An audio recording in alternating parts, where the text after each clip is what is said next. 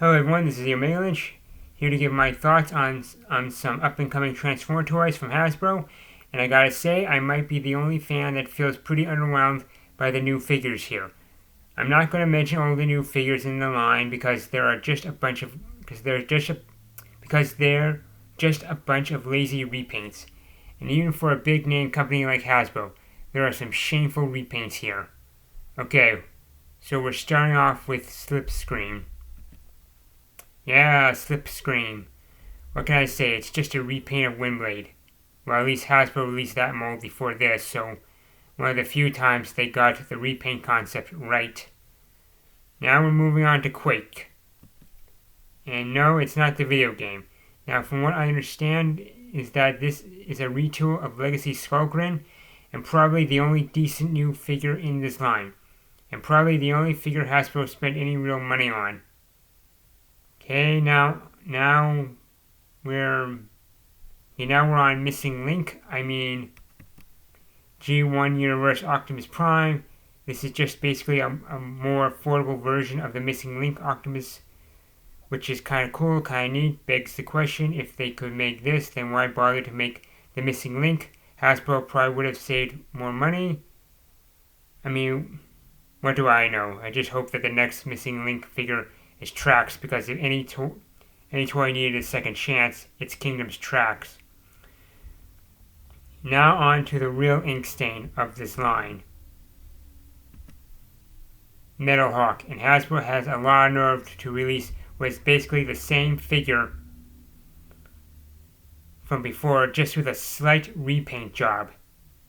I know Hasbro has been tightening their belts of late. However, this is straight up abuse of the repaint concept. Metalhawk is probably the most seen toy in store shelves. The slight color scheme is just a shameful, lazy way to get fans to buy the same toy all over again.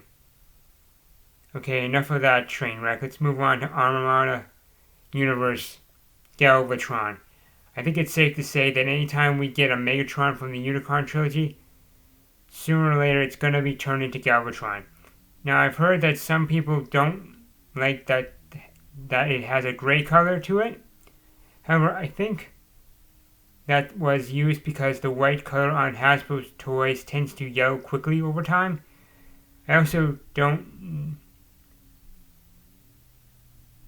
know how well this toy is going to do.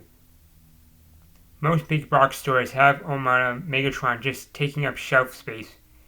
And I think it's because fans of Armada line already has that figure in their collection, and the same thing probably will happen to Galvatron.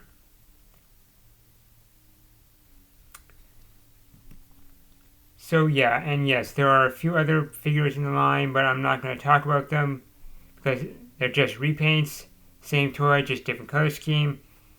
Maybe a slight retool.